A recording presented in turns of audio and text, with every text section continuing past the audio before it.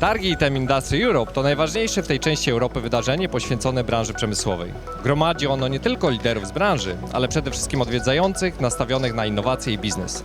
Takich gości nie zabrakło również na tegorocznej edycji targów. Zaprezentowane na naszym stoisku bestsellerowe centra obróbcze japońskiego lidera branży firmy Okuma od lat przyciągają poważnych graczy, gwarantując tym samym precyzję, produktywność i długowieczność. Nic więc dziwnego, że nasi inżynierowie i technolodzy przeprowadzili w ciągu ostatnich dni dziesiątki obiecujących rozmów.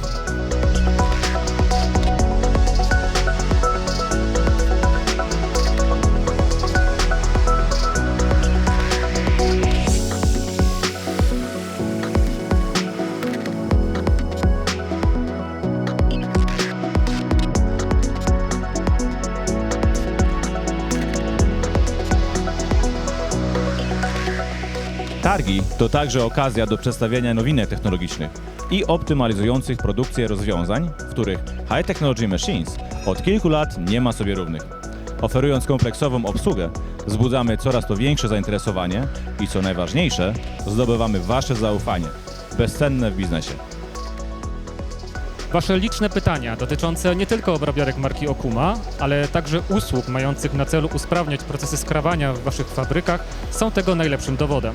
Dziękujemy za te wszystkie rozmowy i już dziś zapraszamy Was do Centrum Badawczo-Rozwojowego HTM w Gliwicach, gdzie codziennie można zobaczyć prawdziwą magię obróbki.